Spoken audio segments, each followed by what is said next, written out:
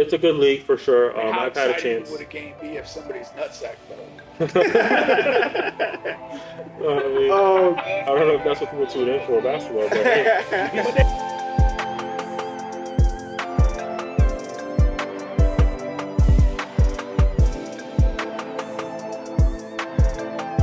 Welcome back, ladies and gentlemen. This is Hoop Talk episode 4. We are here at Studio D3 in Orlando.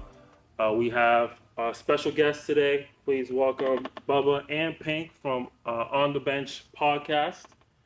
They're going to be joining us today, talking some hoops. And of course, as always, you got your host, HoopTalk Nas and my dog, TyDolla. Make him holla.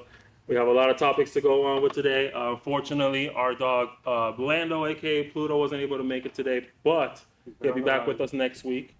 Hopefully, we'll see how that goes. So we'll put up another missing persons poster. See if you guys can find him for us. But let's go ahead and get started. Like we always like to start. What happened? What's the reward on finding him? I'm not sure. Well, Tyler, you got any money to spread out? A nice smooch. Did you guys do that on purpose? You guys all have rap names. What do you actually, mean? so because he's Pluto? No, he's TyDolla. He's TyDolla sign. You got Pluto didn't make it, and you're not. Oh wow, no, I never even thought about that until just now. That never crossed my mind. That's crazy. Okay. Don't underestimate Bubba's powers. No, it was Number one. They're very subtle. Speaking of coordinating accidentally, we also dressed alike for 2 episodes in a row by accident. We're not far off again. Yeah, we're not far. Well, we're not as close as we were. That second episode was crazy. We're both wearing kind of all white kind of situation, but. I was low-key hoping you didn't go with the pink shirt. I know. I thought about it. I said, I think Pink is going to go with pink. So I'm going to go to the red. Did you guys coordinate on that one day I had you guys for the Serpents game on purpose? No, or that was an accident? by chance. Yeah, it'd be happening like that. But we usually like to get started with what we call our out-of-bounds question of the week. Usually Pluto leads us off. So today I'll go ahead and think of something. Luckily, I had one already in mind. So to get the conversation sparked, to get us going, I'm going to ask you guys, and everybody going to get a chance to give their own opinion, but who do you think would be the better player? You guys may have seen this already on Instagram, possibly. Kyrie Irving without the handles or Stephen Curry without the shot? Who do you think would result in a better player, ultimately? I'll let you guys go first. Kyrie without the handles. Kyrie without the handles? Yeah, because Kyrie is the best finisher around the basket of all time. True. And then you still have his jump shot. He's a elite jump shooter, you could say. I mean, But without the handle, he might not get near the damn basket. That's what I was thinking. Yep. That's not true. It just says without the elite handle. I mean, it's not without the handle. It's frequency, right? So how often will he get to those spots to actually perform those finishing moves? You know what I mean? But he still has an average handle for a point guard, right? Yeah, he would still have an average handle. Let's give him I don't know, John Morant. Maybe he has like an average handle. I would say. You don't think he has an average handle? Above average? A LeBron handle. A LeBron handle, yeah. A point guard LeBron handle, Okay. Yeah, that's LeBron handle. He's going to be in the J League. You think so? Hell yeah. Yeah, you might be LeBron right. doesn't do Who has an average handle that we could give to Kyrie to put this into perspective? Jaylen Scotty Brown. Barnes. Jaylen Brown? He has the No, Jaylen Brown is a turnover machine. Jalen Brunson. Jalen Brunson has a basic. He gets to his spots. Yeah, that's good. Yeah, Jalen Brunson. Yeah, I mean, Jalen Brunson does get to the paint easily, so. He pretty much beat Jalen Brunson. Yeah. But I mean, Stephen Curry isn't exactly like a bad finisher either, so he'll still be able to get to his spot. He's a great finisher. Not to mention, we're only taking away his shot, so now Stephen Curry has the handle. Would that not make him the best handles in the league at that point if you take away Kyrie's handles? Possibly. Definitely up there. And you think he would have a harder time dominating without his shot? Yeah. Neither one is dominating, right? It's the lesser of two evils. And Could they make an all-star game without these attributes? No. Kyrie could, not Steph. Could they average anywhere near, let's say Curry's 28 points per game in his prime? Could he average anywhere between 24, 25?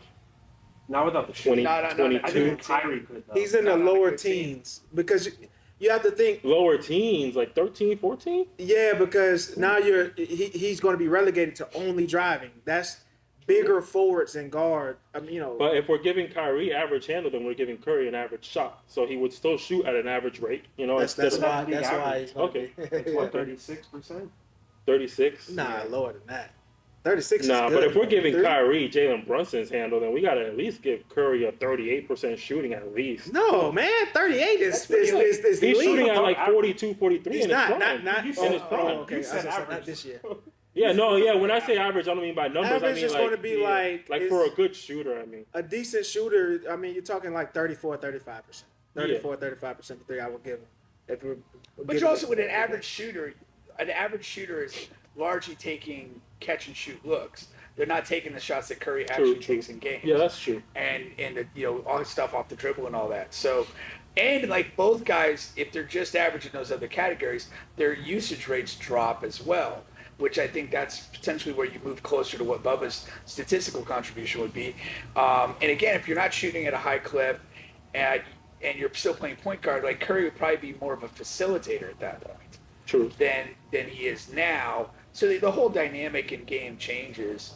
And I mean, to me, like games evolve organically to what you can do, and I think like to me, Kyrie's finishing package is an extension of his dribble package, Right. and you can't separate the two and expect the outcome to be similar.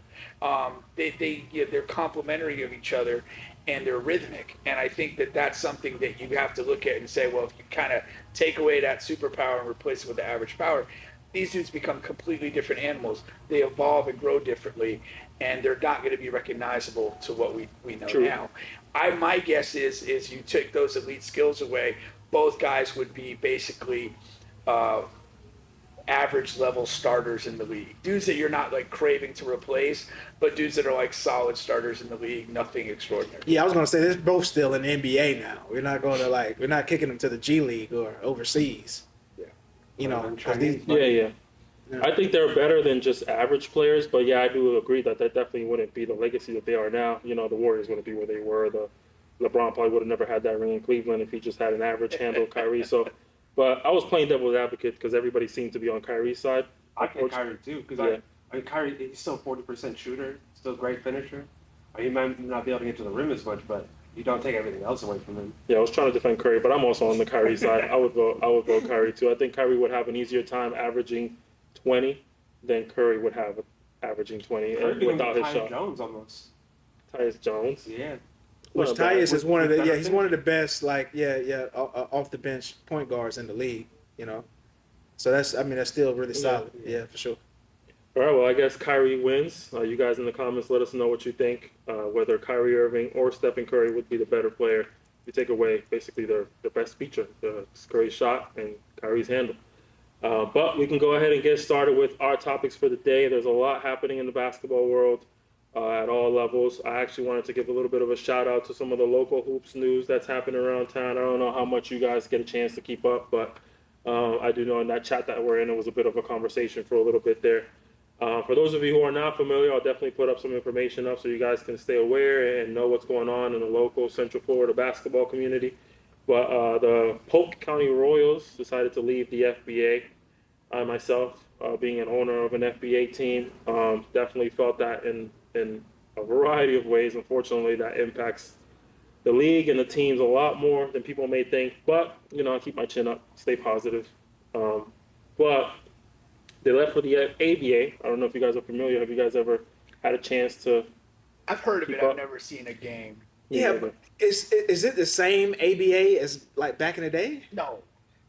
So why would It is an they extension. call it that? It is an extension. It is an It extension is of an it. extension Yeah. of it? The Like ABA that old Dr. J and all that? yeah, it is an extension. When they closed Like a down, rebirth. they tried to bring it back in the year 2000. Of course, it did not develop the same Right. way, Yeah, obviously, yeah. but it is an extension. The concept Yeah. came from the same people who left. Because my the thing ABA. in my mind, if it's not, why use the name? Like you want to get away But from you that. want to get that association. Like Yeah, you're trying they to are catch them, associated. catch Trying them. to leech off of people. The Yeah, people that's involved misleading. were They should've involved. come The with people that. involved were involved with the ABA. Yeah, They they were. should have come with the Afros and the high socks. They might have a chance. The short shorts, basically. Yes. Yeah, it's a good league for sure. How I've had a exciting chance. would a game be if somebody's nutsack fell out? I mean, Oh, I don't know if that's what people tune in for basketball, but hey, But they'd be talking about it'd it. be a if it trending happened. topic. Yeah, I think he'd be very surprised. no publicity is bad publicity in my opinion. So, what were you gonna Sadly, that's a truism. say? if I was to like insert you with like a truth serum, right? And Oh God. and you had to tell like the fucking truth and nothing but the truth. When we go like so I don't know about Pink, but I had two different opinions on the FBA prior to going to a couple of games and then after going to a couple of games. Before I went to a couple of games, I'm like, okay, I don't think this league is good. I know some of the players that are associated with the league, and I'm like, I think I'm better than them, and there's no way this league can be any good. And then I went to the first game, and not only was the product good, I didn't see those shit players in the game for the most part, right? They were on the bench, taking their rightful place, and the environment, Right where the Lord wants them.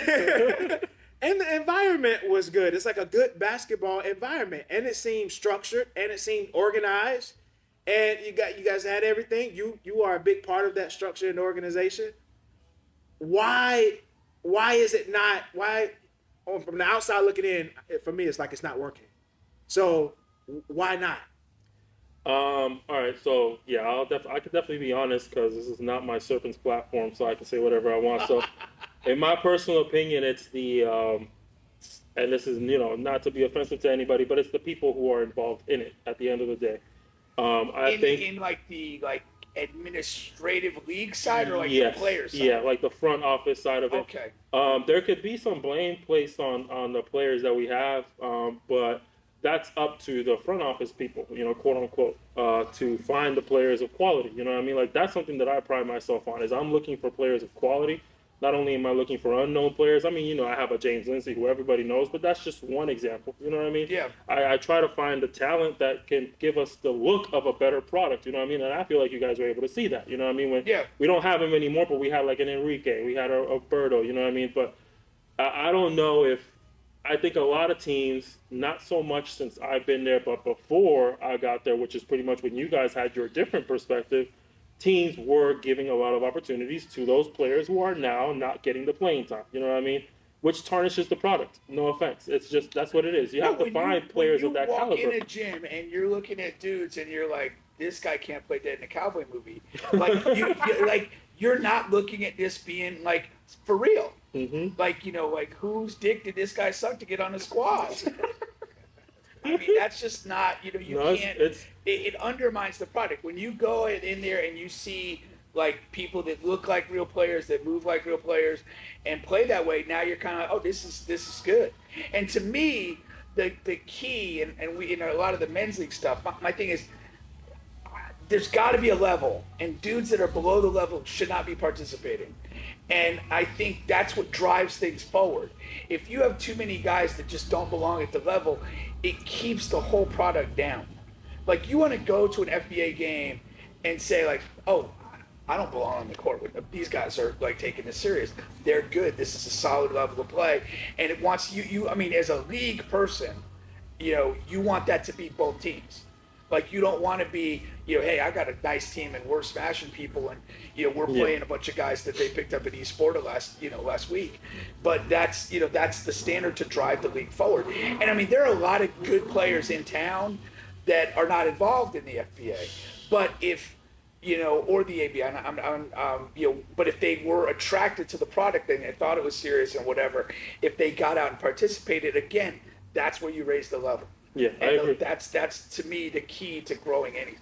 But that comes from the front office, right? So I don't disagree. Yeah. My off season was all about how can we improve the product that we present. You know what I mean? That's why I contacted you guys to do commentary. That's why I'm live streaming all my games now. Like, I'm handling everything on my own, so I can control what our product looks like, and I feel like our product looks great, right? So I feel like this season, in my opinion, we've attracted one of the best players the FBA has attracted in a long time, and that was Chance McSpadden, who was a Division I basketball player who just went to the NCAA tournament a few years ago, back when Taco Fall was at UCF. He played for UCF, you know what I mean? So that's the caliber that I'm looking for.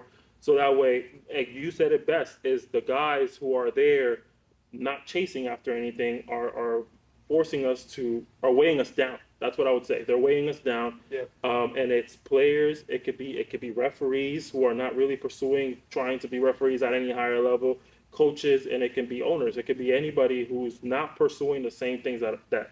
And I hate to say it this way that I am, but this is not where I want to be. You know what I mean? But I feel like some people, this is where they want to be. I want to be up here. You know, and in 2, maybe 3 years, I want to be able to say we have the sponsorships and the resources and the funding to go travel to France and play 2 or 3 French teams, come back and say we won at least 2 of those games. You know what I mean? Travel to Cuba, travel to Mexico, and play in these overseas tournaments and these big tournaments. Get my guys scouted, get my guys looked at. You know what I mean? Yeah.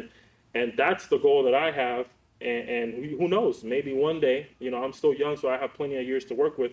Maybe one day even be an influence to where we have alternative leagues here in the States that legitimately could get guys into the league.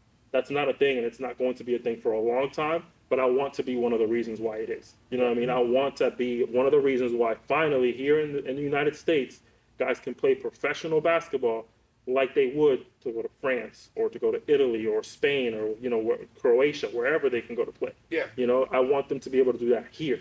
Because a lot of these hoopers, and that's why I started this, is because a lot of my friends that I know that can hoop for real, that have the opportunity, they didn't have the same chances to go play overseas because it's a lot harder than people think to go play overseas. Not just to get a spot, but once you get the spot to survive in that spot. Yeah, you know what I mean? That's Yeah, another different journey. lifestyle. That's another it's a journey. whole culture shock, language barrier. Yeah. Like it's just so much going on. That's why guys come back and they have terrible experiences. Yeah. You Yeah. know? Yeah. So I want to be a reason why in the United States. I don't know how I'm going to do that. I'm working on it every single day, every single year. But I want to be one of the big reasons why in the United States we can have leagues that are legitimate leagues that NBA scouts and recruiters legitimately look at for talent.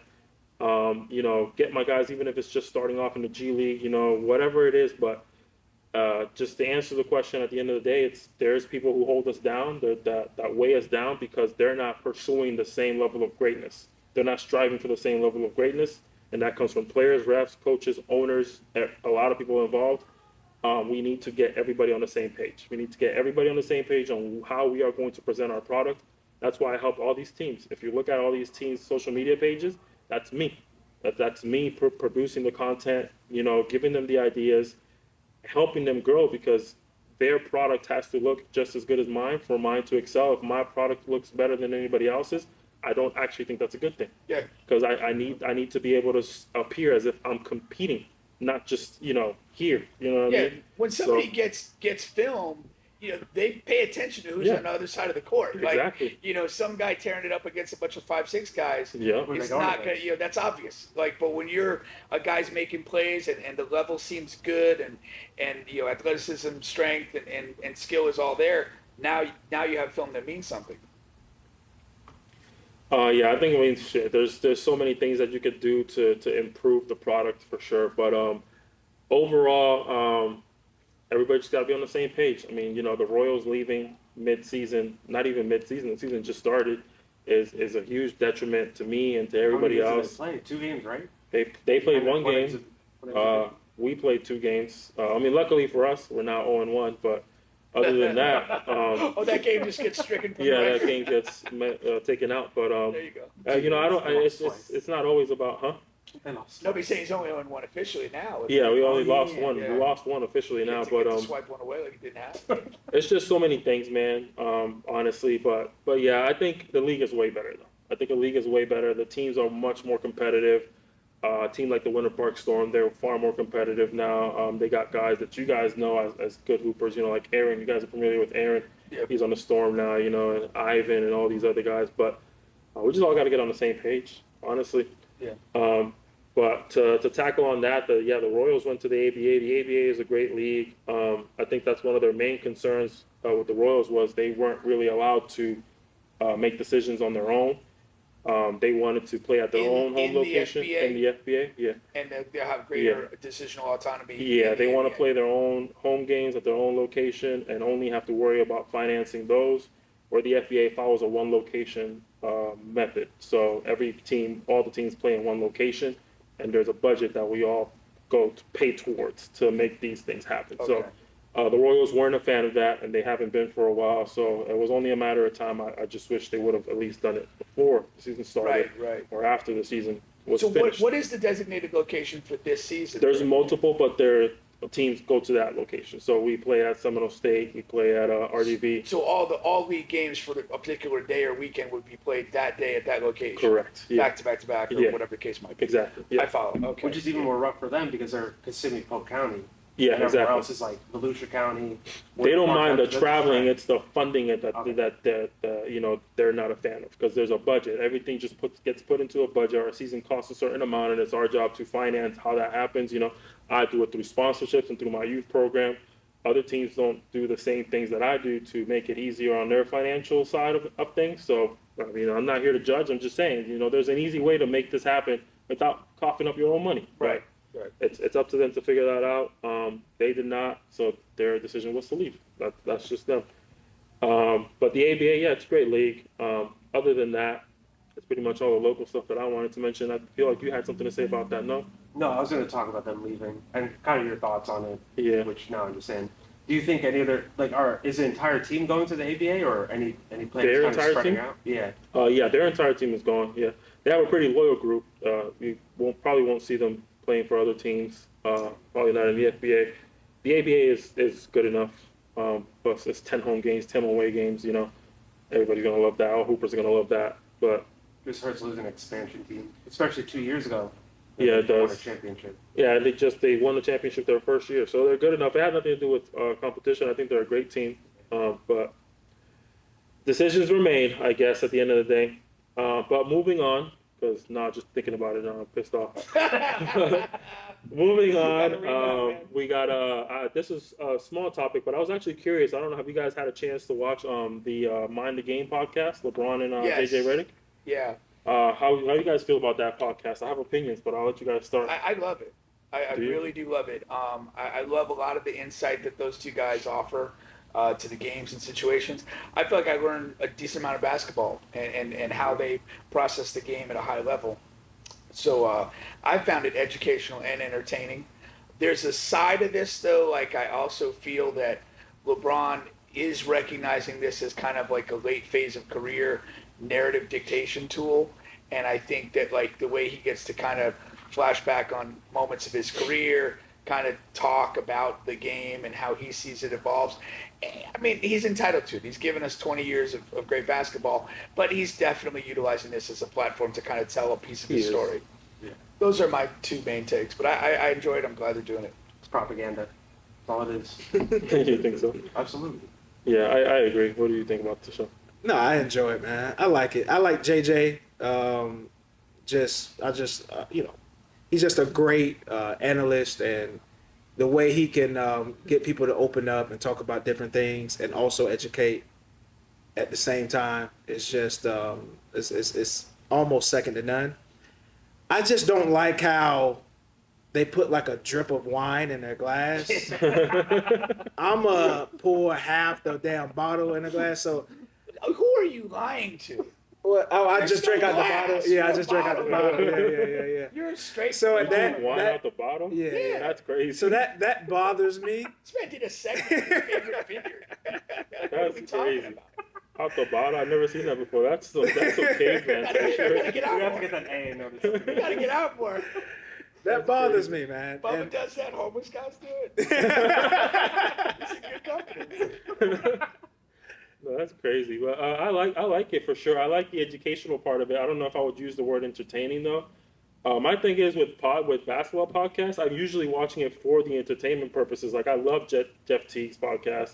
Oh, Funniest dude. I think he's a jackass. He is for That's sure, what's but so he's funny. hilarious. I don't find it Really? funny at all. No. Oh, I love it, man. But that's the podcast I like. Gil's Arena, man. He's Jeff definitely Teague an is asshole. Jeff Teague is solid. I just can't get through it. Give it arenas. Either Really? way, I've tried. The twice. arguing It's gets so too hard. much.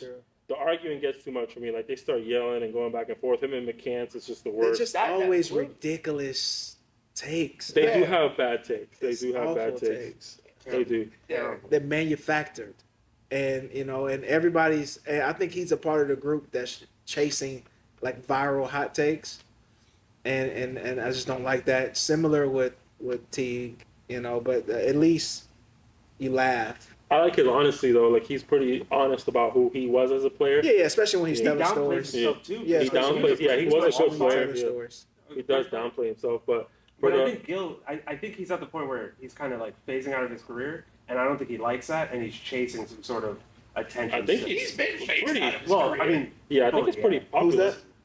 Gil. Oh yeah. I mean, this is like a rebirth of some degree of popularity. I mean, he left the league like a lamb. I mean, he had the injuries. He was anonymous for the He was last. stealing money from the Magic Yeah. for how many years? He was And stealing what- money under the radar for a long time. And one thing I want to add here, Mind the Game is not meant to be an entertaining podcast.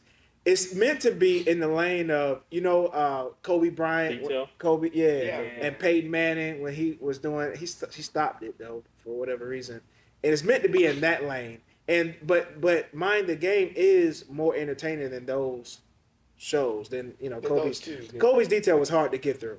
His tone, his monotone, and right here I pick and roll and I dunk the basketball. Yeah. It was hard to get we, through. we have complete opposite taste because I want like detail and nuance and that. Like, I mean, Did you like the Kobe detail? I did not actually watch it because I hated going on ESPN and accessing those videos. Oh. It was horribly inconvenient. It's like, fuck y'all. I'm already paying cable I'm enough like- money. I never noticed. I pay all this stuff, but like, it was literally hard to like get Access. the shit to pull up. Yeah. I never noticed Kobe's tone, honestly, until you just said it. But I loved it because of the same reasons you say Mind the Game. It's just the detail of it. It's like just the basketball nerd in me just loves to listen to these geniuses just talk about the game. Yeah. But my biggest issue, and this is tedious, but at the end of the day, bro, LeBron has made damn near $1 billion in his career. If I'm not mistaken, that news came out a couple of years ago, right? Yeah. So like, why are they like doing stuff such a cheap way? Like they're doing he's got a whiteboard. He didn't even have a whiteboard for the first 4 episodes. He had a notepad, and he's drawing the court on there. I was like, bro, you've made $1 billion in your career. You can't afford You're to trying like to be just like make us. a graphic or something on this. Like, No, I think it's old school type of way too. If you're a certain age, sometimes you just can't avoid it. Like you know what I mean? Like I write notes a lot still. Like, and I have a whole phone with fucking plenty of note you can buy a apps. whiteboard for $5 on Amazon. But Though. I think it just has something to do with age, man. Like it's just good. Yeah, stuck you're in your right. ways, old school type of Well, ways. JJ admitted he had the X's on offense, on the board, and he's like, because I'm coaching like the 6-year-olds. That triggered me because I feel like he was lying.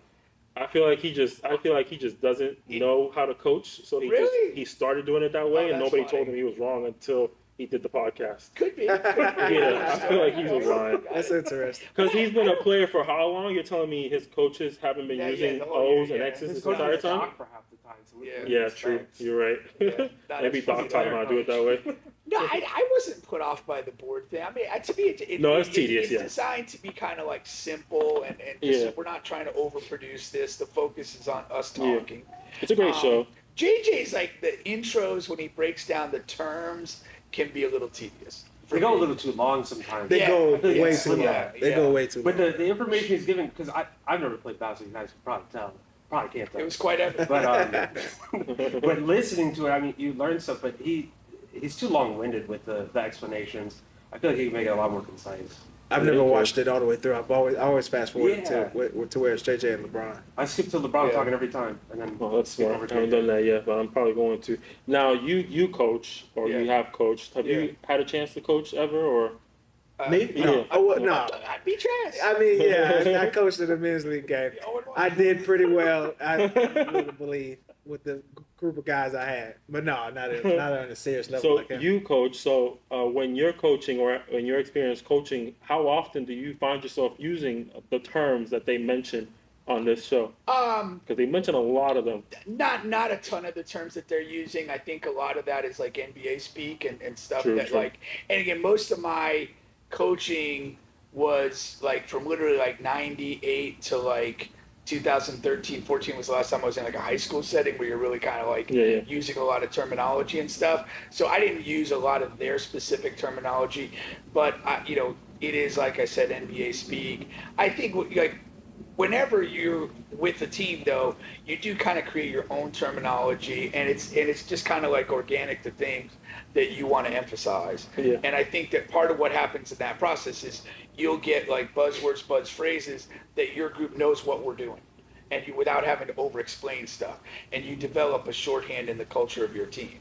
And I think that they're kind of like trying to translate what they have had in NBA huddles and locker rooms to just us. I think it's remarkable that some players can actually follow along with all that terminology, honestly, because I feel like it's always been easier to just explain the action as opposed to just giving the action a name. Like instead of telling somebody, we're going to play, like last episode, they mentioned a top lock defense, right? Instead of saying we're going to play a top lock defense on this player, I would just explain, like, we're going to go over the screen to make sure he goes baseline instead of coming off to the three-point line. Like, I've always found it easier to get to players that way than to try to use terminology to make them remember to that. get to them, like when you're teaching. But a lot of what you're doing in the NBA, like the teaching part of this is done. True. And now you're basically, if I can use 2 words to say what you explained in 2 minutes, Right. we're better. Our communication's cleaner, it's quicker, it's more efficient. And I think that that's what you get to at that level. That's a good point. And what I was saying too is like I've been around like the kind of like pro-am scene for several years, and like when you're talking to those guys like who played college, who played overseas, like you don't have to over-explain stuff. You'll just say, hey, we want to do this, or let's try and do a little bit more of that. And like there's a collective understanding that's been created over time. And the younger the group, the less seasoned, the less experienced group, the more explanation is going to serve a greater value. That's true. That is a good point. Now, LeBron was throwing shade at players, saying that some of them still don't get it, even at the NBA level, still have a hard time like flipping plays and switching from left to right and all that kind of stuff. We're surrounded by idiots. Make no mistake about it. Like in every aspect of life. Yeah, that's true. Like intelligent people are a real minority. Half of the U.S. is dumb, and then the other half is even dumber. That's crazy. I mean, yeah, I like the show, but it was that one thing. To me, I feel like they could visualize things a little better because a lot of the time I can't even see what he's actually drawing up. His hands covering it. So that's the one tedious thing that I like about the show. But I hear a lot of flack about it because I feel like you kind of say, like the level of intelligence in the world isn't, how we want it to be. Yeah. So I feel like people are kind of confused watching the show and don't really get the finer part of the basketball game. Absolutely. They'd rather listen to but I love it Jeff Teague personally. and talk about dumb shit. Yeah, exactly. But I love it. I like both. I'm on both spectrums. I like the intellectual part of basketball, but I also love the dumb side of basketball. I love to have my dumb debates too, but which a couple of them are going to come now. No, but Team USA, that's the next thing I have here on my list. Team USA, aka the Avengers. Is that really what people call it? It's just like a social media thing. I don't think Okay. but it'll probably catch on. I feel like that's how it always is, like the Redeem Team, the Dream Team. It's always like a public perception thing, Yeah. and then it just turns into the nickname that everybody uses. But how do you guys feel about that Team USA roster? Who would you take out and for who? I don't have a lot of issues with the roster for what it is. I could see an argument for Kyrie, but I don't feel he's an essential person. My biggest intrigue about the roster is who's actually going to play, not who's going to make it to the tournament, but when you're playing minutes, Right. like how are they going to create rotations and stuff like that with that group of people? It'll be very interesting. You could go where you go with like hybrid lineups of like young and old guys together. You could kind of create almost like a 2-team environment where you kind of have like some of the old guys and then kind of come with the younger guys as kind of their own group and bring a different energy. There's a couple of options of how you want to play that, and it'll be interesting to see. And one of my most fascinating things about any USA basketball thing has always been when you have the best of the best, like who's really the best? Like who distinguishes themselves in that setting? And it doesn't come easy to a lot of people. And I think that it's really telling who earns the majority of minutes when they get to Paris, who's playing in critical situations, versus who kind of becomes marginalized in that setting. Yeah, and I feel like now that you say that was going to be one of my main points. When it comes to that, determining who's going to be our guys, it's low key. It's not always talent based. Sometimes it's just about who's actually able to play basketball out here. You know what I mean? Like, Can you play with these other stars who are used to having the ball in their hands, and can you sacrifice touches? Can you sacrifice opportunity? And I think a lot of the guys on that roster. Maybe not a lot. I think a lot of them are old enough and advanced enough to really understand how to, step aside. But some of those guys are going to have a difficult time adjusting to like I'm usually shooting 20 times in an NBA game. I might only shoot 8 shots today. You know? Banchero, for example, he doesn't really have an off-ball game this month. Yeah. You know, he's not a great passer. He's not going to play much. I don't expect it. He's not in the He's roster. not on the roster. He's not on the Definitely roster. not. I thought he No, was no, on the Paulo, roster. Paulo He- didn't make he the was on roster. the Keep roster. him stateside. I'm so sorry. I'm not a big Paulo fan. I'll address that momentarily. But I There's no think to need the for that. point that you're making is it was telling. We talked about this, the Drew Holiday selection, Yeah, because exactly. he's a guy that really speaks to filling voids that are on the court with whoever he's playing with. And I thought it was interesting that my feeling is that he was probably regarded as an essential glue guy to that group, and I'm happy that they made that selection. Yeah, I think Drew Holiday was the right pick for sure. Yeah, yeah, oh yeah, 1,000%. I'm not big on Devin Booker being on this team, Really? and I wouldn't have lost any sleep if Durant was on this team. I understand why he's on. Durant? I understand why he's on the team. I think they'll still win and do well with Durant on the team. I just wouldn't lose any sleep if he wasn't on the team. Is all I'm saying. Lastly, on the roster is I wish Embiid wouldn't have joined this team, and I hope he gets hurt so he doesn't have Oh to God! play What? on this team. What do you Yeah, mean? because USA United, we don't Oh, okay. appreciate. They don't appreciate Embiid. Only Philadelphia appreciates Embiid. Everybody outside of it, they shit on him daily. They talk about him crying after the series. They talk about him always been hurt. They That talk was a about good him. cry, though, for real. Yeah, well, whatever. They joke about it and they clown about it. And I wish he would have, took heed to that. They say he's a cheap MVP winner. She shouldn't have won MVP that year. No, all they do is talk trash about him. There's Well, that's a never terrible anything take. positive. Never anything positive about him. So I wish he would have took heed to that and went to France or went wherever else or just not played at all because you're always hurt anyway. We need you healthy to go into the next season. Now, Jalen Brunson, I wish, I would have liked to see him, Oh, you would have? on this roster. And B probably wants to smash some Olympic coochie. The Olympic Village That's is what they do, live, yeah. man. They give up free condoms and everything. Yeah, but you Oh, you gosh. can go anywhere you want to go. You're, supreme he's a millionaire. beat. You He can can go Yeah, overseas but whenever he Olympic feels like. Village Olympic. is interesting. you can still go there, like and not be Smash a part of the team. Yeah, Just visit. Just buy a pop- ticket. yeah, just pop up on him after the game. Hey guys, with 2 chicks on your arm. I like Booker. Who wants Um, the sex MB? I like Booker and I like Tatum. I definitely like Durant. I think that was, Like a, us that was an light-skinned odd guys, one. don't you? No, I think they're a good fit. I have a weird preference towards these rosters when it comes to Olympics versus the FIBA World Cup. For some reason, I've always thought there's different generations that should play in each. To me, I feel like the generation of those Durant, Curry, Kawhi should be playing in the Olympics, which is I'm not a huge fan of Halliburton being on this roster. I feel like You're not? I'm not a huge fan. I don't know I don't know if he's the right name. Facilitator for a Like team that- basketball wise, of course, but I feel like when it's an Olympics thing, you want your names that have I Nah, just want to man. beat the piss out of everybody. Yeah, you want a good. So you can't do that with a Kyrie or a But Dame. that's the trap. No, that you they, can't do it with that's Dame. the We saw trap. Dame. That's the trap. Yeah, don't mention Dame. We saw Dame. He was should awful. never wear a Dame Team wearing, USA jersey. Damon Lillard, he was awful. in the NBA or in He's never stood out in Team USA. Oh, in Team USA? Not never. He's always been an true. embarrassment to himself and others. And others. But I completely disagree. I think the pathway that you're talking about by stacking names and whatever resumes, that's how we got in trouble in the after the Dream Team, and it kind of eroded from that. To me, U.S. men's national team, it should be run like a high level international soccer team where you have a core of top guys in their peak that are the core of the team, and you integrate at various times other players to see if they raise the level or they fill a need. And I think you've got to do it as a basketball winning project first, a collection of names after that. And I think that that's the only way to approach it if you don't want to get embarrassed at some point again. And we have this thing where the big names show out for the Olympics because it's NBC, it's big, it's whatever. They don't show out for the World Championships because it's typically a smaller event and it doesn't carry the same cachet. The Redeem Team rebuilt USA Basketball because they committed to each other to do this.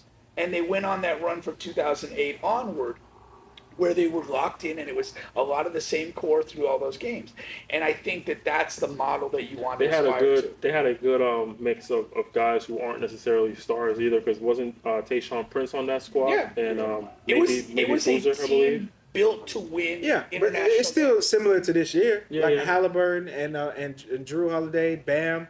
But my another issue that I have is not with this particular team, because I think this team is damn near perfect. They're going to cruise.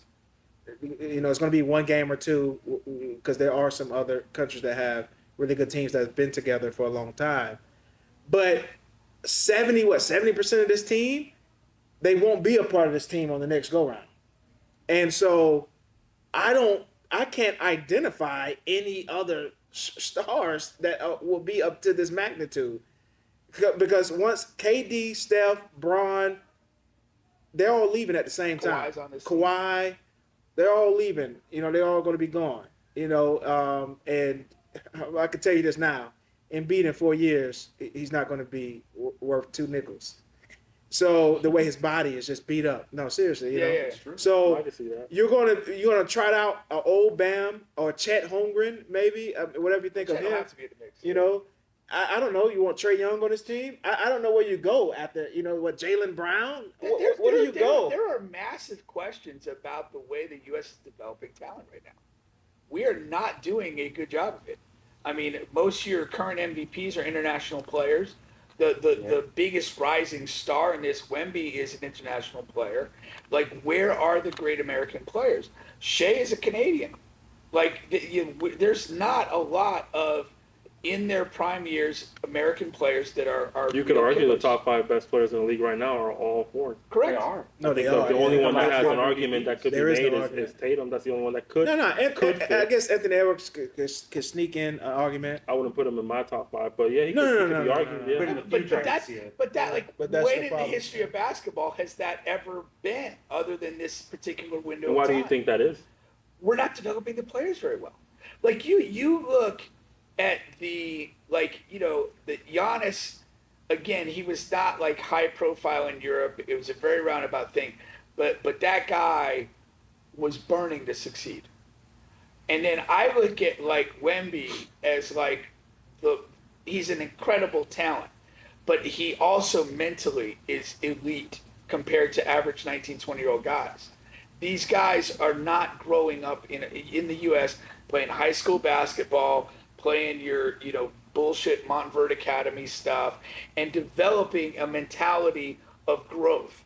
Now Montverde stacks together 7, 8, 9 Division I guys a year, and they're super talented, and they've done this for years. But who the hell are they playing? They play a couple decent games a year, and then they smash a bunch of people. When you're in Europe, if you're 15, if you're 16, they just move you up. And you play 18, 19, 20-year-olds. You play pro when you're 16 like Luka. And you're in that environment. Wemby's 19, but he has a couple years pro experience arriving here. Like, that's a better developmental thing than to be stuck in this bracket of essentially under 18 high school, AAU, prep school dudes. That's not challenging you. Cooper Flagg has not been challenged in the setting he's been in. He's supposed to be the next. And he's supposed to be the next, high level guy. By because he's more athletic. He taller. would have been, if he was in Europe right now, he would have been playing probably with the first team at a pro against grown ass men. And I'm sure Cooper Flagg and some of these other guys like play pickup and scrimmage with like high level guys. I get it, but playing in games against grown men is different, and that's a better way to develop than the system that we have, which is just to me a lot of undercoached, overplayed nonsense. Another thing, I think the hunger is gone. I mean, you're taking a lot of these guys, from the hood that would typically have a certain level of hunger to make it and get out of the hood and make it for their family. These guys are famous by the time they get 15, 16. I mean, they're trending on social media. They're making money, in high school now, before they even get to college to make more money. That's why the So- agents in high school. So that relieves the hunger. You know what I mean? So And that's like and I don't think it's a fair player comparison. I'm not trying to make the player comparison, make the mental comparison. When Wemby first came over and he sat down with J.J. Redick early before the season started, the same week I saw a clip of Mikey Williams, and he was on somebody else's podcast. And he's this viral guy for the last couple of years, and he's on this podcast having done nothing in the NBA, talking about like he wants to make $1 billion by the time he's 25. And then you contrast to the conversation that Wemby's having, and he's talking about like fulfilling his purpose as a player, maximizing himself, achieving things in the NBA. They're shooting for two different things. And you're not going to, one guy's going to get them, the other's not. I'm a huge soccer fan. And like, I always send this guy clips of like my favorite players, and he's just like, what the fuck am I doing? But like, there's a guy there, 20 years old. His name's Jude Bellingham, English guy. Left England, went to Germany when he was 16 or 17, immediately played first team. Developed amazingly. He was playing regularly, big settings, everything. This year, he goes to Real Madrid, the biggest club in the world. By the fourth game of the year, he was the leader of that group. And it's a group that has dudes that are older and veteran and have huge resumes, and it's a younger guys, but even the younger guys are a few years older than him. And he is that team because he has, like, when you listen to him talk, it's like a 30-year-old dude. It's insane. But like he grew with like in a mentality of constantly getting better, that nothing held him back. When he's 15, 16, he's played first team against grown men. And then when he reaches 16, he goes to Germany, he's playing at a higher level. Now he's 20, he's at the highest level that exists, and he's succeeding. And it's like, so many of our, who's doing that? What American-born player's doing that? Like Cooper Flagg's our guy. He's playing at fucking Montverde. It's no comparison. We don't have that. And I think AAU kind of, brought us to where we are now because players are more focused on their highlight tapes, more focused on scoring. We're not seeing fundamentals anymore. I said it before, but I think AAU is like a cancer to youth basketball with how the setup is. I don't think people are properly developed anymore. I don't think people focus on taking care of their body. I don't think there's a focus on learning, playmaking, passing, ball handling the correct way. We don't focus on defense anymore. It just, who has the best highlight mixtape? They have the most hype. They go to college. They start playing against real competition that are bigger than them. They're stronger than them. They're more skilled. They fizzle out almost, every time. How many people end up getting drafted? Drop stock. Even the college game is a joke. You're not playing by the same rules that you play by in the NBA. Like you're not developing into an NBA player playing college. You're doing something. Like it's not work, but you're not training to play the game that you actually need to play. Right. And the lack of uniformity of basketball rules at that level drives me nuts. I think another aspect of it too is what they're pursuing. Kind of like how you say what they're pursuing is different. People joked about it when it first started becoming news, but like someone like Wemby was looking for mentorship from like Rudy Gobert. People joke about it because people have their opinion on Rudy Gobert, but he's looking for mentorship from a professional basketball player, a very successful professional basketball player, right? And Stephen A. Smith made a good point, which I usually don't agree with much of his points, but he made a good point saying that these guys, like you say, they're famous at the age of 16, 17.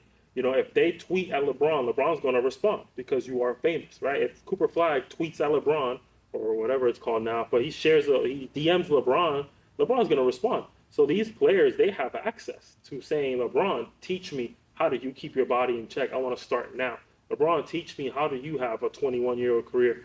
And someone like Wemby, somebody like Joel Embiid was looking for, mentorship and advice and trying to learn from some of the greatest players. So whether it's Embiid learning from Hakeem Olajuwon, Wemby learning from Rudy Gobert or Evan Fournier or Tony Parker, these guys are looking for actual, they're actually striving for greatness. Where I feel like our country, our American players they're just looking for the next, viral video, the next, NIL deal. A fascinating guy to bring into this discussion right now is John Morant. And this is a guy that kind of had a bit of a humble path to the NBA. Like he wasn't the highest recruit. He didn't go to one of the blue chip schools. He played, I think, a couple seasons at a low profile school, becomes the second pick, shows brilliant early. And then like really through off the court stuff, like wasn't conducting himself right. And it's impacted his on-court product. It impacts, what's going to be his legacy. And there's a lot of reasons or whatever that we could look at that happened, but the fact that it happened is damning to American basketball culture. Yeah, I judge these players more on what they do outside of the NBA than what they do actually in the NBA. Because all these guys can hoop, you know what I mean? Like all these guys got the talent, but you can tell, who's truly got the greatness in them just by how the news that you hear about them, the trending topics that you hear about them. Like John Morant has rap beef with Drake right now. Yeah. You know what I mean? Like you're an NBA player. Why is that happening, man? Like you should be in the gym right now, but you're probably going through some sort of like a rehabilitation program to get you back on track because you're out here flashing guns at people. It's like just little things like that really show like just it's unfortunate, and that goes back to the original point of like our future of USA basketball is dim. I feel like there's going to be I don't know when it's going to be.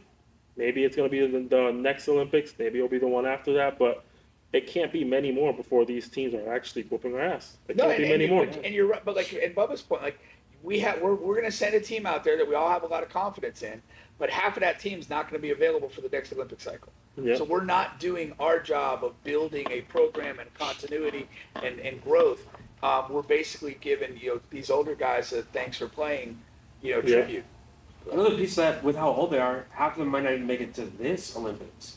We still have the rest of the playoffs going. If anybody gets injured, we lose a star player, we lose our gunpowder. Yeah. Imagine LeBron goes down. Imagine Steph Curry, gets injured while he's practicing. They got Kawhi. He ain't gonna get hurt They got anymore. Kawhi, Anthony Davis, and Embiid on The that Kawhi was the most confusing pickup for me because he has not had an off season where he's been healthy in how long. Yeah. I don't understand I don't understand what the plan is with that. Well, the last guy was, because you got to think about playing time too. So it's like, the last guy that they were going to pick up. Play, though. If he's healthy, but not a ton of minutes. None of these guys are going to play. No. How many minutes is a FIBA game? 40? 40 minutes, but see, I don't like. That's why, I don't know how they're going to work rotations and who's going to play the bigger minutes, and If I'm guessing who's not playing the big minutes, I think Halliburton, Edwards, and Bam don't play the big minutes. And I think Halliburton gets the three youngest guys. Yeah, that's what I'm saying. I think Halliburton gets lead. I think he gets 20 second. minutes. I think Halliburton gets the least amount of minutes on that roster. No way. So. He's second on the guard list on that team. That is true. That is a good point. I didn't think about it that way. I'm thinking they have more point guards than that. What do you think the starting five is going to be for the first game? That's what we were talking about. What do you actually think it could be? I think what they're gonna. I'll tell you my five. My gut feeling is they're gonna lean heavily on the older guys in the starting five, and I think they're gonna create like a second unit that probably presses, accelerates tempo with Edwards, Halliburton, a few of those guys, and just kind of wreaks havoc, and changes the tempo of the game. And then when you do that, you can justify playing them shorter minutes, but they're intense minutes. And so you kind of can go 7-8 minutes with the starters, and then bring in the second unit, press, pick up full court, just raise hell, and then you can rotate back to the starters, and then kind of just play, depending on the game situation, dictate what you're going to do. But when you talk also about total minutes, we are going to smash a couple of these teams. And for me, most likely scenario is, late third, fourth quarter, LeBron, Kawhi, all the senior dudes are going to be sitting down, chilling. And so those other guys will get minutes in a few of these games just because there's no reason to overuse those students. That's a good point. I mean, if it was me, I'd definitely go with Curry. The only questionable is to me is the two guard. Like, who's truly a two guard there that would deserve to start? Because Booker is like their one true shooting Booker's guard. not going to start. That's what I'm saying. Edwards, so it's probably going to be Tatum, I think. They'll put him at the two guard. He's not a two guard, but they'll probably put him at the two guard. I think they would start Tatum before they start Edwards. That's the question. Tatum, Edwards. I think that's the only discrepancy. I think the other starting four are pretty simple. I'd say LeBron, KD. I have a personal preference, but it's probably going to be Embiid. But I have a preference towards AD. I think AD should be the starter. Oh shit! That's just me. That's an You're embarrassment. going crazy. I don't think they need his versatility. You can't They had to have told Embiid you're starting, otherwise he could go play somewhere else. Yeah, if he's there and he's available and there to play, he's starting. I do. They definitely recruited him to do this, and why would he do this if he's not going to have a prominent role at start? Yeah, I definitely know he's going to have a prominent role for sure. I have a preference towards AD, but yeah, I think Embiid will probably be the starter. Against a team like France, like we talked about yesterday, yeah, then you might start a AD and B combo because you got Rudy and Vic, and so you may need to go Is it bigger. confirmed that Vic is going to go to the Olympics this year? I mean, he hasn't said it, but It's hard to imagine he wouldn't play in his home team. Pop is a dictator. I don't know if Pop will let him play. It'd be hard to imagine him not playing in Paris. Them sitting him down like late in the season, that was a hot They sat him down for They sat him down for they gave him a minutes restriction the majority of the season. I think the whole season. But they literally sat him the last game of the year. Like, what is that all about?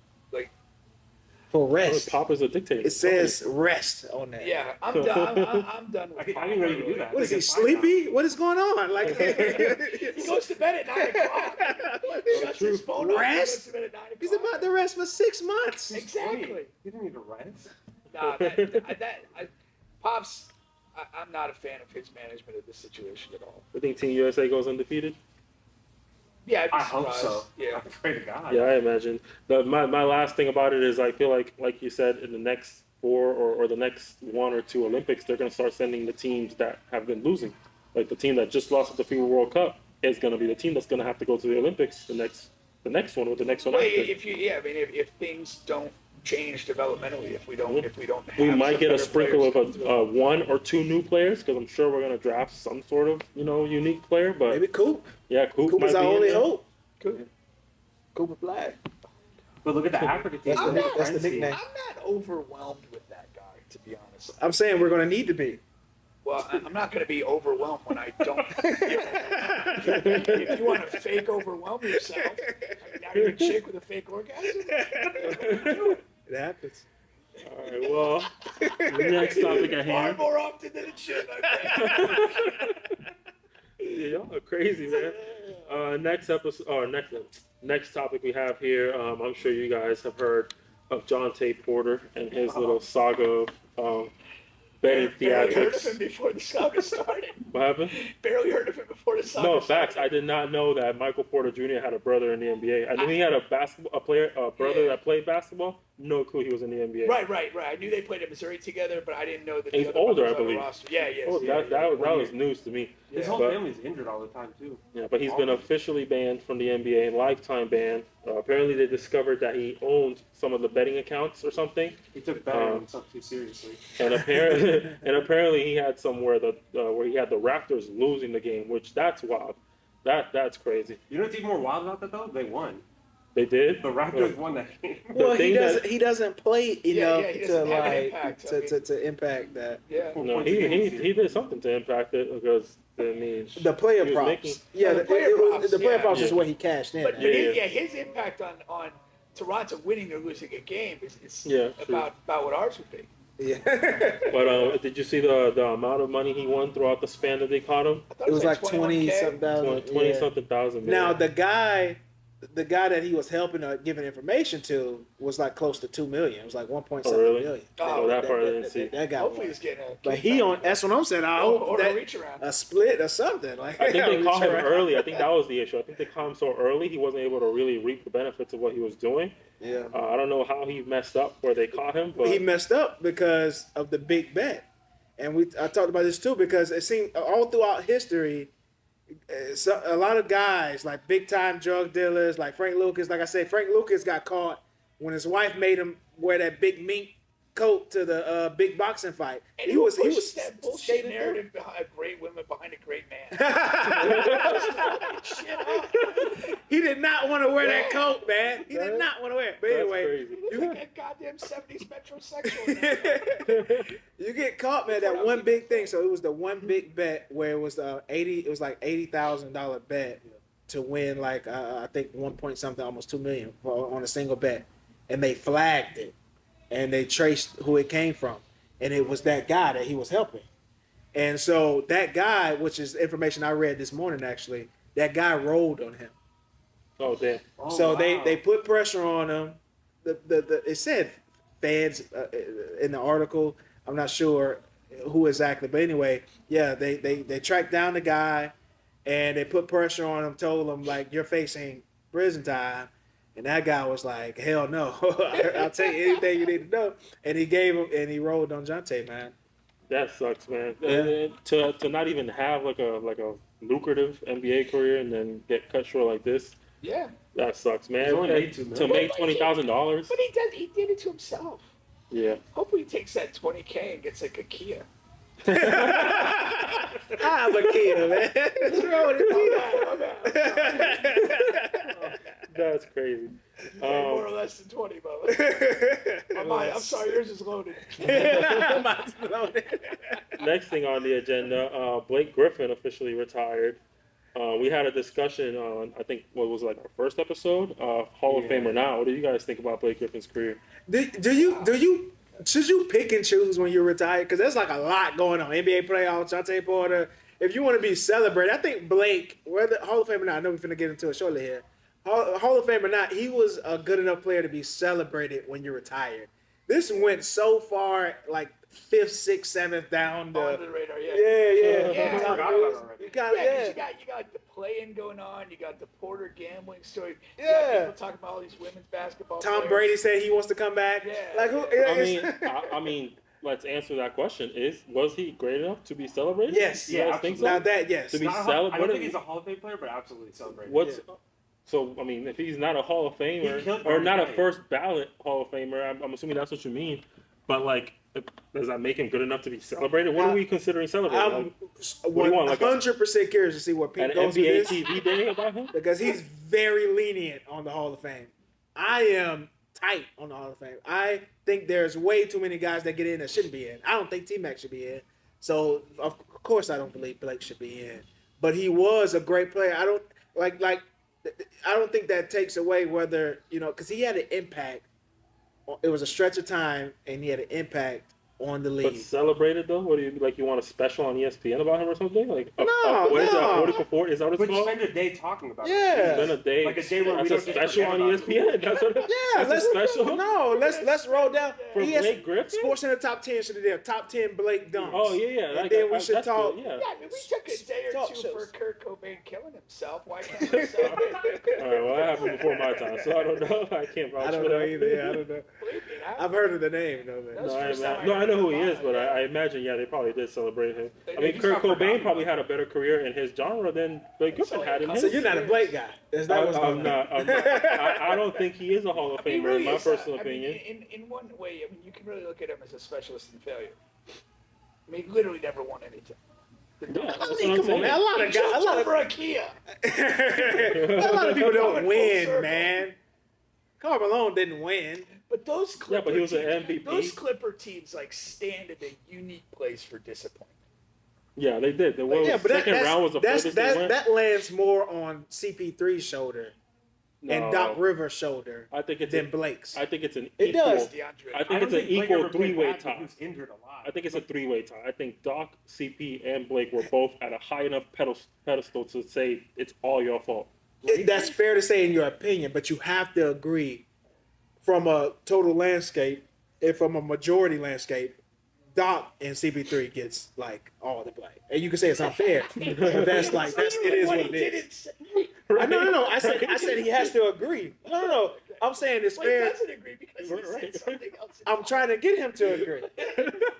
I'm doing my lawyer thing here. Okay, you can. That's not how you do it. Oh, that's crazy, man. I didn't go to school for this, okay? So I'm doing it in my way. I might have had a class or two. You might wanna listen. But yeah, no, he's not a Hall of Famer. No, I don't think so either. He's not. He's going to be like they're going to put him in there, but I disagree. No, he's not. I don't think he's going to. No, he's not. Oh, He's they're not. definitely He's put him second, in third there. ballot. I don't think he's worthy of it. He's not. They're going to put him in there. They're going to put him. But what Think is he about done who's to earn it? retiring right now. Who has retired before him? Like who's retired What recently? is That- he done to earn it, though? Has he Rondo won- retired earlier this year. And he's going to be in because he has a That's gold medal one. and championship. Too. Oh, you're saying? And I mean, they're also gonna, of course, give it to like people from the 50s and Who stuff. would But like, Don't just yeah, do they're that. gonna, no, but they are. They're gonna add somebody from the 50s that we never heard of. You know what I mean? Every year, but he's at least a third, fourth ballot guy. They're going to. I agree with you though. He's not a Hall of Famer. So I'm with you. I'm just saying they're going to add him. You know Did what he I do mean? anything at Oklahoma? They were okay. I don't think he won that year, and he hasn't won a gold medal. I mean, he was a pretty big star in college. Whether or not he was successful in college, I don't know, but he was a big name. The teams were good, but they didn't win a title. No, the more we hash this out, I'm going to go with the no on him. He was at his best a spectacular individual performer. He was on teams that, to me, are going to be most notable for their failure, 100%, more than their success. Yeah, I mean, he was on the And Pistons. then he had like a really like I mean, he had like a cliff of a drop off. He did, but he did also have a resurgence. Where? He redid his game. He became a shooter, a solid shooter. Like what? For where? Yeah, he was an all-star in Detroit. So like he did go from a he was declining in the Clippers a bit, but just a little bit. When he went to He Detroit, he was an remade his all-star. game. He became like a 38% three-point I'm shooter. gonna give He was so an all-star. He went to Boston. But he was like a bench guy. He was like a He was a role glorified player. Brian Scalabrine. Yeah, I But mean, worse.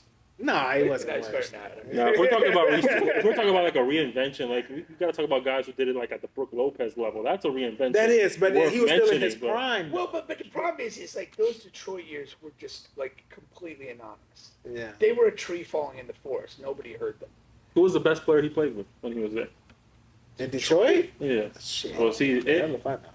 Huh? Was that Was the he year they it? saw Was he Drummond? the- No, that they didn't have Drummond. They did have Drummond. Maybe, They did have Drummond. Drummond. So That's- that's the answer right there. Yeah. Yeah. Oh well. No, it's not a great career the more we think about it. You got the dunk contest. That's He's in the Hall of something. very good. Just not Hall of Fame. Amazing. I think because of his popularity, like he was a very popular Yeah, player. yeah. Because of that will carry the weight that he needs to get in there eventually. But And also, I do get a little salty. I think Blake should get a little. First of all, he's a stand-up comedian as well. I was gonna Have you checked say. stuff out? I was gonna say he's No. always been a very funny guy. Now, Credit to now, him. now, he should be salty because every time Anthony Edwards does something, they're like, "Oh, this is the best dunk ever!" Like Blake has these dunks. no facts. Let's go to YouTube. Let's give this man a little respect here. No, but when he was doing this, it was all over the place. Yeah. Social media has reached a whole different level now too. So that's Yeah. another thing. Even though he was still a part of that social media era, every year it just gets crazier and Yeah, crazier. I So mean- now Edwards is reaping the benefits of X and Instagram and TikTok and all that stuff. Yeah. And God forbid, now we have AI making Doc Kendrick Rivers Lamar is still songs. reaping the benefits of God. X as well. All right. We'll take that into a segue then. I have a feeling this is going to turn into, just based on how you guys have talked about the rest of these topics, I have a feeling this is going to turn into a long one. So I'm going to go ahead and start this one off. We got the WNBA draft and Caitlin Clark's contract. So Caitlin Clark, of course, went number 1 in the WNBA draft. Big shocker there. And people are joking about her contract, saying that it's a teacher's contract. Now, I've never seen a teacher that has a $70,000 salary, but Not here in Florida. Some other states. oh, okay, that's Some other possible. states with some experience, you might get up there. But yeah, I think it's like what 300,000 in 5 years, I believe. That's what it is. 70, 4 years. 75, 4 years. 85, and then 97. Yeah. Yeah. So, what do you guys feel about the last week we had the conversation about the resurgence of women's basketball? What do you guys feel about that? And is Caitlin Clark? Can the WWE, can the WNBA truly carry the weight needed to help Caitlin Clark revive women's No. basketball? You can't revive something that Well, was not even never alive. revive, but like bring No, it you to can't- life. I guess you could can't, say. you can't revive something that's never been alive. It's basically a small ceiling niche sport. It's not gonna get past that. Not in my lifetime. Not in yours. Not even in unborn people's lives.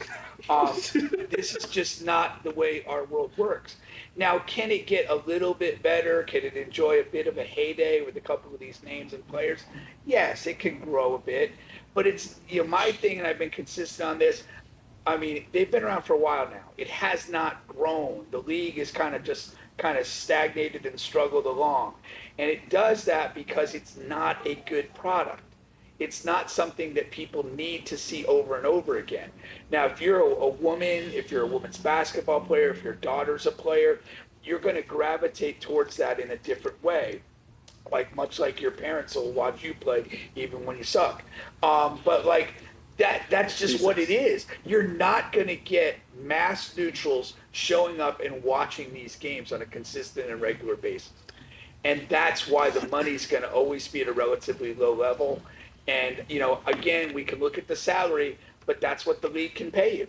And if you're that good, and apparently she nailed a 8-figure whatever deal with Nike, that's where your money's going to be. It's not going to be with your league contract because the league is not that strong. Now here's my thing. I'll let you get to yours. Sorry, but I had done a little bit of research, and I forget the exact deal, but the NBA itself, or the merger, I guess you could say, that's going to really turn into something. Wasn't until ABA, like NBA merger? the ABA, right? It wasn't until I believe the 50s, if I'm not mistaken, or something around that No, era. the I thought ABA was in the 70s. 70s. Yeah, the right. So Yeah. right. Yeah, right. So the NBA itself was only around for about 30 something years before they reached the true peak of their superstardom. Right before that late 70s era, the NBA struggled a lot when it came to becoming at least close to the success of football and baseball and all that kind of stuff. Right now we're at a stage where you could argue football and baseball are maybe still bigger, but the NBA competes, whereas they weren't competing until that late 70s. So the WNBA has only been around for a little over 25 years. So you don't feel like they're still young enough to where there is potential there, just similar to other Absolutely leagues? not. No, Absolutely because when not. you can watch a man play and it's just better, like what the fuck are we doing? Like it's not the same product. Like you're not doing that. Now the NBA, like you said, you had the ABA NBA merger. You had, and we actually talked about this on our show, like the finals with Magic Johnson against the Sixers when he during his rookie year. That was on tape delay.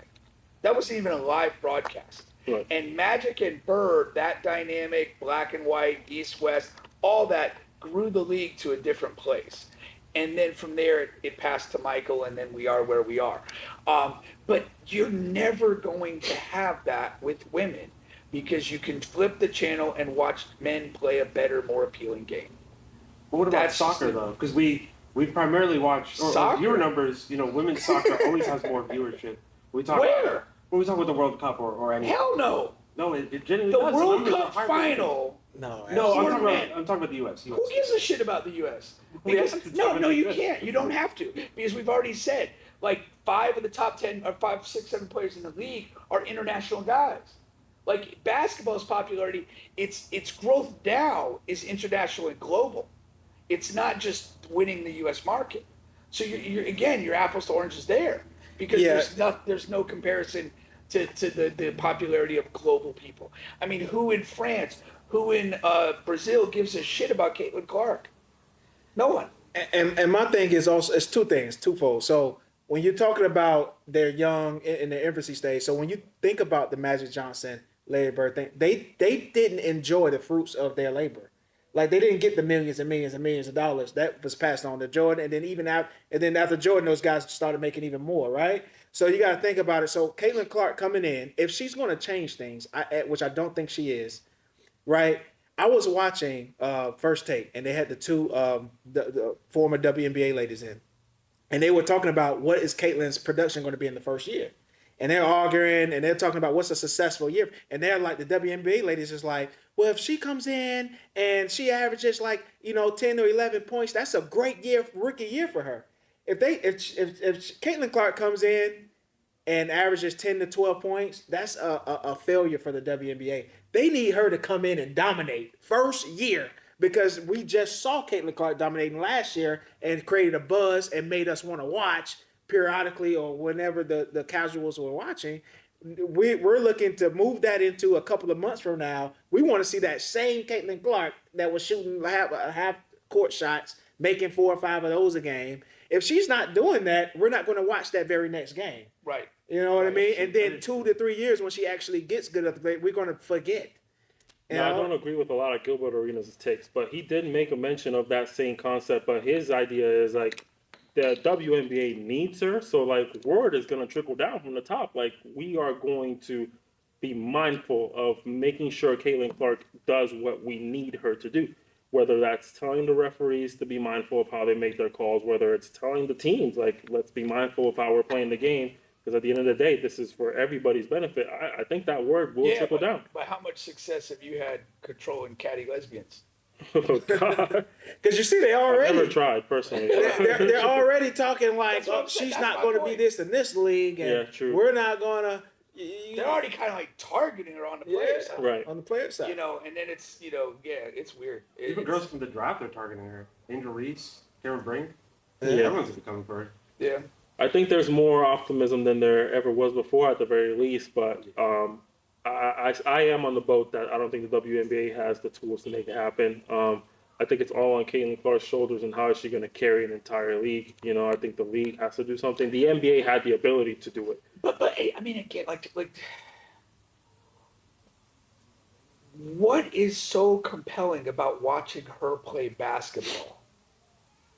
Because I don't get that. If it's not She can shoot. I agree with you, because Like- if it's not a narrative, it doesn't go anywhere. If there's no narrative, it doesn't go anywhere. If it's just like, I can watch Stephen Curry and enjoy myself regardless of who he's playing, regardless of who he's going off on.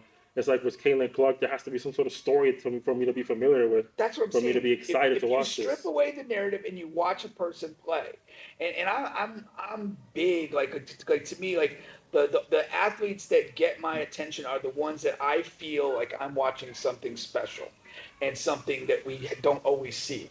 And like, to me, there's no women's basketball player on the planet that has ever lived that is must-see TV. And the Curry thing is always the player comparison, but that's just so it's just so lazy of a comparison to me, because she's taking long shots sometimes in a game. Her comparison is something like if we're talking from a men's side, you have to pick a man to compare it to.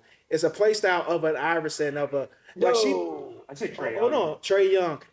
Her usage rate, not from a play style. I'm not talking about from a play style. I'm talking about from how she plays the game. Her usage rate is so high. She's taking a ton of shots, and she's the only one that's really passing the ball. That's why her scoring is high and her assists is high. She's the one with the ball in her hands all the time.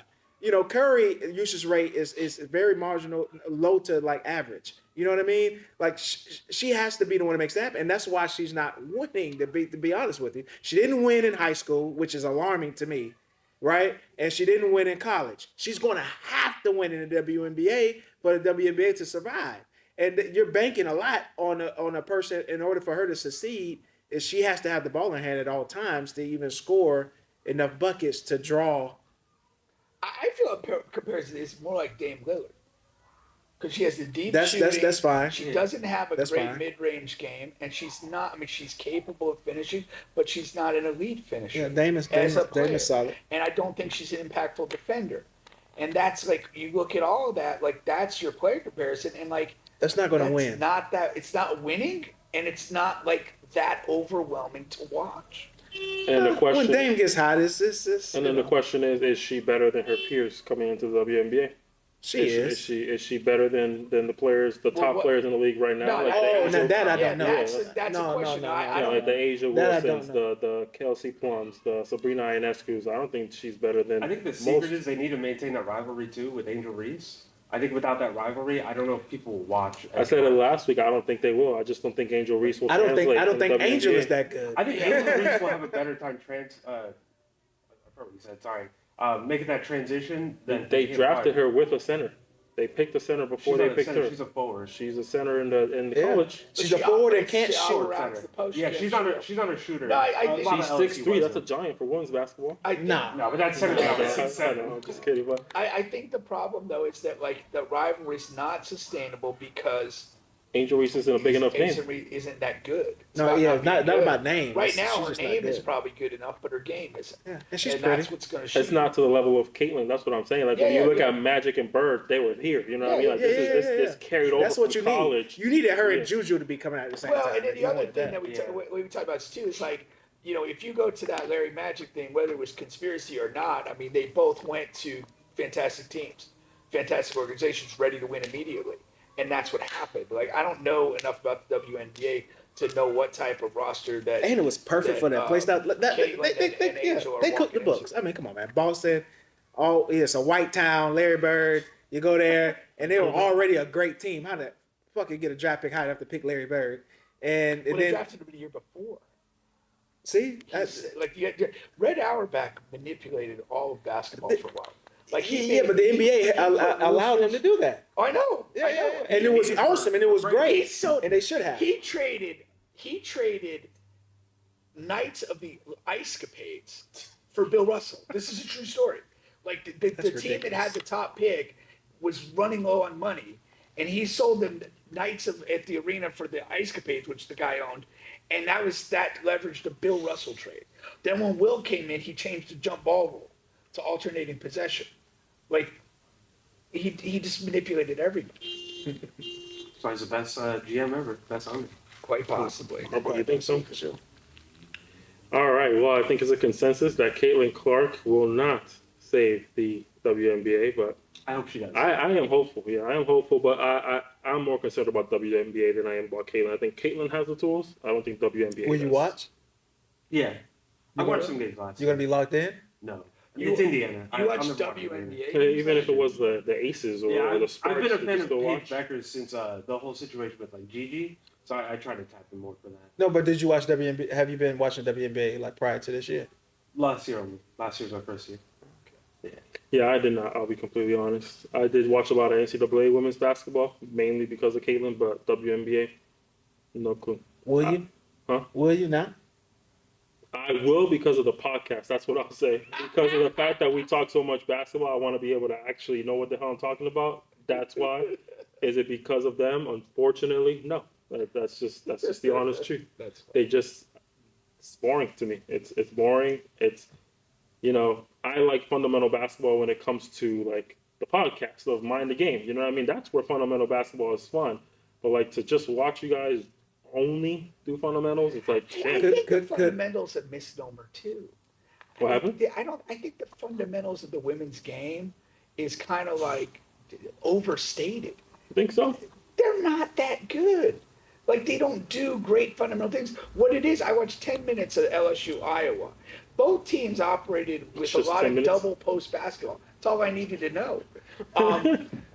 But they operated with a lot of double post basketball. The lane was crowded. It was like men's basketball 20 years ago, and you don't have the skill to evolve. You don't have the athleticism to evolve to space and pace like we have in the men's game. It's just not a good product. And I think that there's this weird narrative that it's somehow fundamentally sound. Like you get down to the stretch of these games, these chicks fucking choke all over themselves. I mean, they're turning the ball over. They're missing layups. I watched the fourth quarter of a Final Four game, and it was sloppy as hell. There was very little good execution. And you can watch NBA basketball, not every game certainly, but you can watch NBA basketball random night, even two teams that aren't particularly good, and you can get down to a fourth quarter and dudes will just make plays, like exchange buckets, and you're like, dude, this is ridiculous. Could Caitlin make your FBA team? Could Caitlin make my FBA team? Good question, Bubba. I think so. Yeah, I would say so. Yeah, for sure. She's at least 6 feet. Yeah, She's one of the best shooters on the team. She's gonna be the best shooter. Yeah, she could. That's a different. I don't know what you were trying to get to there, but I wasn't getting anywhere. I didn't even start the car. I just asked the question. All right, well, let's move on to the next one.